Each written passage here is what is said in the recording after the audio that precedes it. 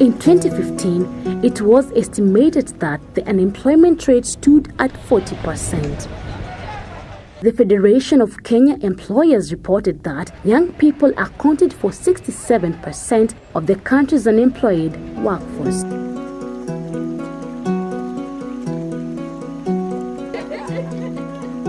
At one time, these two were part of these statistics until necessity mothered a hair and beauty product company.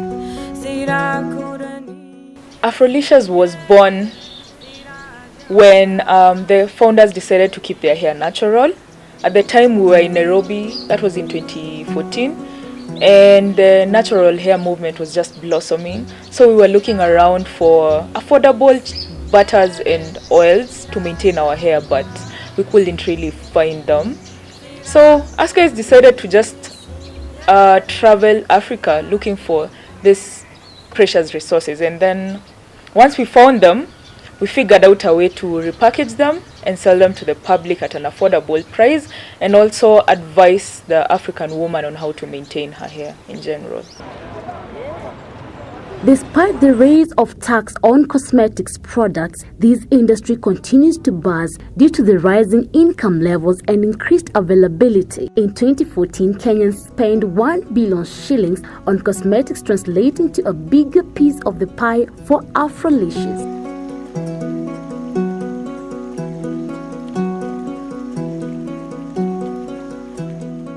Judy and Stella are competing for a share of Kenya's beauty and cosmetics industry. Most of the products were coming from the US, from the UK, and they were very expensive. We had just recently graduated, so we really could not afford them. One of the main focus for Afrolicious is because we don't want to go by the European standard of beauty. There's that.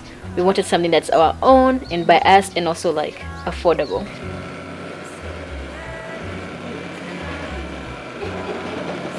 For every product they make, they have the user in mind. Markets are bound to trends, and they have noticed what the consumers want.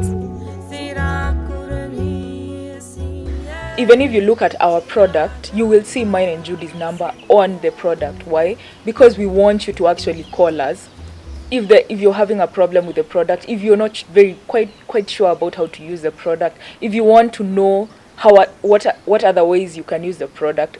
Basically, we have very good customer service, and we like it when our clients reach us and give us reviews, complain, even ask for exchange, ask for advice and all that. So we encourage our clients to actually reach us directly. Educated consumers want high quality and natural products which have few or no chemicals at all.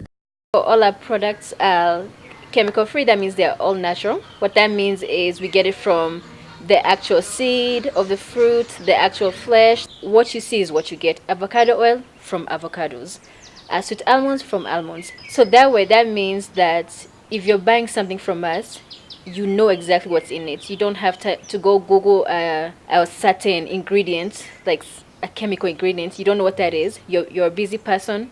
You want the best for your family, you want the best for your friends, you want the best for yourself. So what at Afrolicious we do is we simplify that for you. This is a peppermint elixir. It's a blend of different oils, mostly penetrative oils. We have sweet almond, jojoba, black castor, and moringa, and they're really good for your skin, your hair. And then it also has peppermint. Now peppermint is really good for an itchy scalp and a very sensitive scalp. Sweet almond,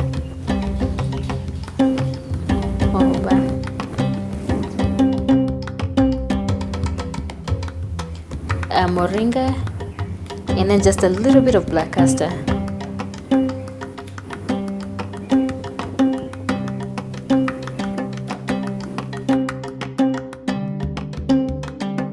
They conducted their search and traveled in search of the raw materials. We did a lot of research on the different butters and oils and their functions for your hair and skin before we actually went to look for them.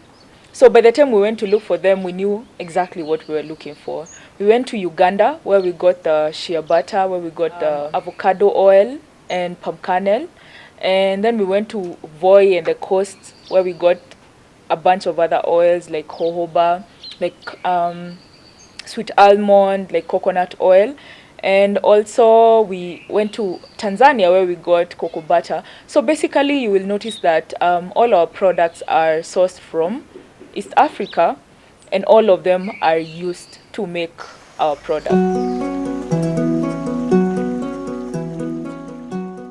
They have created some jobs directly and indirectly. They only deal with individuals who can offer quality, as this is a keyword. Afrolicious Kenya has farmers who we buy the oils from. So basically we make sure that the farmers have been approved by the equivalent of KEBS in their country, like for example Uganda, that's UNBS. And then at the same time, we as a partners make sure that we go there personally often, and we see the standards of production, we see exactly what is happening. The health standards must be on point, the production process must be on point, and everything in itself, even the packaging, must be very clean, very sanitized, and the process itself for bringing the products here must also be on point. They have studied the market and they know what to make and when. Usually, when we decide what to buy, we go by the trends. You can read the trends. Shea butter is a big trend, so you know around this month, especially around Christmas, when people are buying in bulk for their families, and around Valentine's Day, that's when shea butter is a big thing. So it's a trend. You make sure to have it in stock. Black castor, it's the in thing right now. So everybody wants black castor. So what you want to make sure that you have enough to supply the demand that is going to come at you. And for some products, you do your research. We read around. We see like a lot of blogs. That way we can bring in a product before people actually catch on to it. So when they do catch on to it, we're the first ones in line. Like an example would be jojoba. People didn't really catch up to it. So once they did, we already had it in stock. So it was like, oh, Afrolicious is the go-to company for this oil. It has been a steep walk. Their brainchild forced them to live in a warehouse, and as they put it, our journey has been tricky. We started out in our house. That meant we brought all the packaging materials to our house, or the mixing, or the raw materials were in our house. And then they eventually took over the entire house. So you had them in the kitchen, in the sitting room, in the bedroom, as in you wash your house. Basically, it's just moving this from here to here. You clean, then you take it back. You clean. It was a nightmare. So we decided to move them to a bigger facility, and so I think that was one of the main things. And it wasn't. I've made it seem fast, but it took us a year to actually find a place and to move the product. So you can imagine, for a year we were just living an Afrolicious warehouse. No, you don't survive. Basically, it's like your friends. It's like your friendship circle sort of gets smaller. Your friends can't even come to visit you, and then you're always coming up with these two excuses for so unajua this week tunaenda, like you have a social life, which at that point you don't even have a social life because you're broke as hell. You can't even go anywhere. It's just a startup. You don't even have money. So generally it was a bit depressing. Yeah, let's just put it that way. It was just a tiny bit depressing for a while there. How do you survive in such a house? they can hardly explain how they survive the tough days. All they know is tough times never last, but tough people do. We have our parents and then our siblings, so they stay around. So if you're at your house and gas isha, you go to your sister's house for a week until you get the funds, and then you go back home and buy the gas. And then as far as surviving being broke, I think you manage. As for being broke now, the money bit, that one somehow, I can't really explain it. Maybe it's Jesus. Just somehow. I feel that the government in large does not really care for the entrepreneurship, even though based on the lack of jobs and lack of the government providing jobs, most people are forced to go out there and make their own way. Once it comes to policies, when it comes to registering your company, learning about taxes, it's one of those things you learn the hard way. Like VAT, nobody knows what that is. They won't tell you until they charge you the 10K, and then you'll have to learn by yourself. When it comes, they change the laws constantly, so they're not really doing much to get the information out there. You either need to know a very good lawyer, which you're an entrepreneur, so you don't even have money for a lawyer. Having a good product is not enough. There are other factors that determine the life cycle of a product. The market waits for no one, as most of the consumers want it, and they want it now. Now, luckily, we have very loyal customers who have been with us since we used to package in Kempoli. Yes. So they've been very loyal. They've been with us the entire time. I would say really they're the ones who have maintained the business. In those times where you're trying, you have a huge order and delivering the order. They're the ones who will be like, no, I use Afrolicious. Afrolicious has worked for me. It has worked for my family. So I'm not buying anything else. I'll wait until they get the product in. They count themselves lucky to have survived this long. Our clients are our biggest marketers in the first place. That's how specifically Afrolicious grew. We marketed via social media, and our clients referred to their other friends since we have a quality product. No matter how hard it gets, they are motivated and willing to hang in there. Being broke has been a very good motivator for me. We've been at least now we're doing a little bit better. We've been at a point where there was no money coming in at all, as in we were not paying ourselves at all. Building something tangible for myself, for my family too, and getting to a place where I can learn each and every day new aspects of business and new aspects of personal growth, and generally motivate even the society around me and make an impact, especially to the women. In Kenya, close to 500,000 small enterprises die annually, and it is important to know how Afrolicious remains afloat. Our main challenge has been to basically put the company together. We had to figure out a way to look for unique packaging for our products. And we also had to find a way to brand our product, which we didn't think branding was a huge deal up until we actually had the product with us. As much as none of us has a background also in PR and design and branding, we actually had to train ourselves and teach ourselves how to do it, which was a challenge, but it was an exciting challenge. We made sure that we keep records of everything you buy. Atakani 20 bob kwa cyber, record it, everything you spend, money coming in, any revenue that comes in, just have very good records of it. So that way at the end of the month, you'll be able to know if you're making a profit or a loss. Some problems are good and they can make some entrepreneurs flourish. You go from supplying like 50 pieces of a product a month to 300 pieces a month. So it was an adjustment, and it was also a shock. Seed money is an elephant in the room for many small and medium enterprises. Many startups shun banks and go for alternative sources. At the very beginning, we all agreed on a certain amount of money that we need to raise. So for me, I will forever be grateful because I actually sat my parents down and brought them the plan of the business. I had just completed campus and told them exactly what I want to do. Okay, it wasn't easy because I actually had to convince them. I had to tell them, no, I don't want to look for a job. I really, really want to give this a go. That's where my seed money came from. I was lucky enough that I had a little bit of money saved up. And then also I was in the States, so if you convert the currency, it's easy. It was a little bit easier for me on that part. What I didn't do was tell my parents what exactly I was doing. So when I came back to Kenya, they thought I'm coming to look for a job. She's coming to look for a job, she's working. And then 3 months in, they realized that she's not looking for a job. She's actually has this company that she's trying to make it work.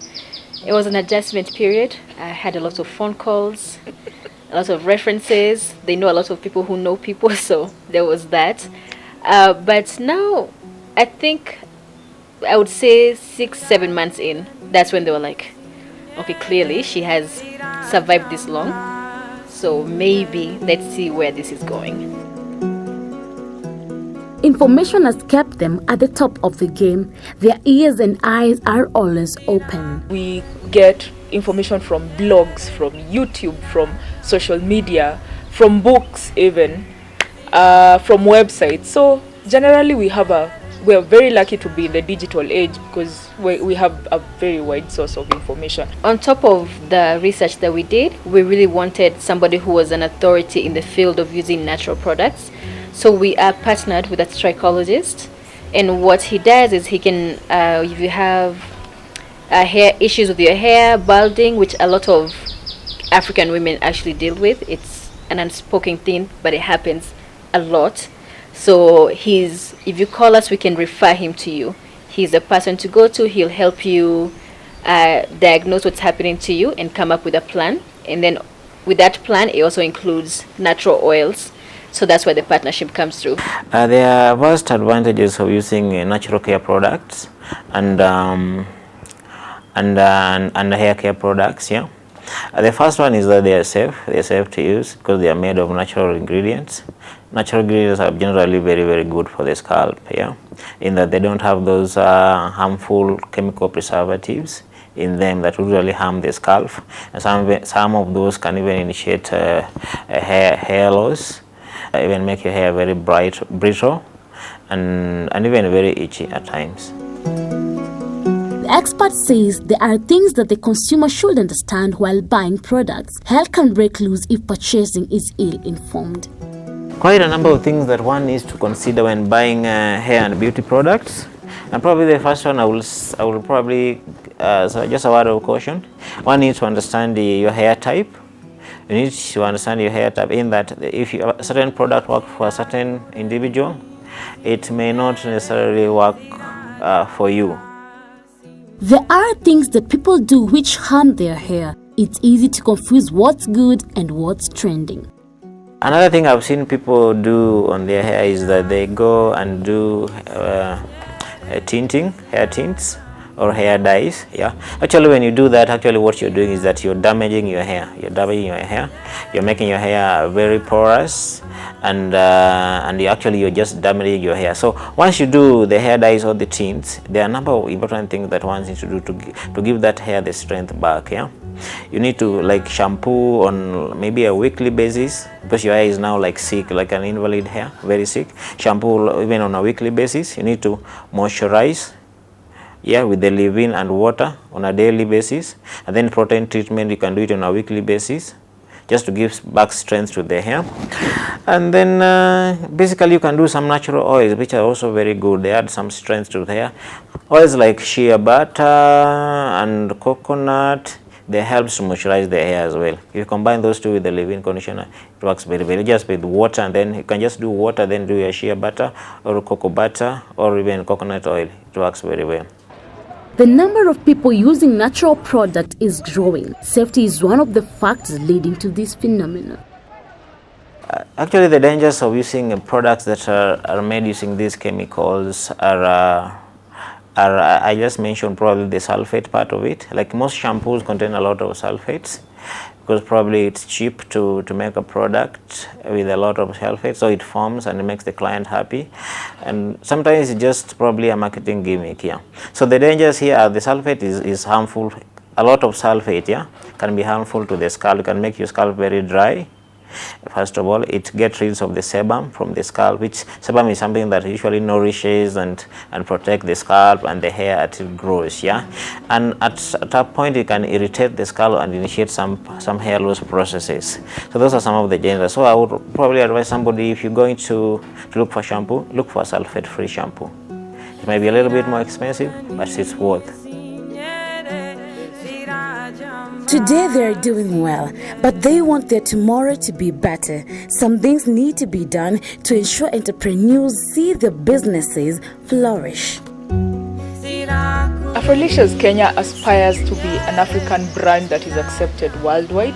We're really hoping within the next maximum of 3 years that we'll have grown and accomplished this goal in particular.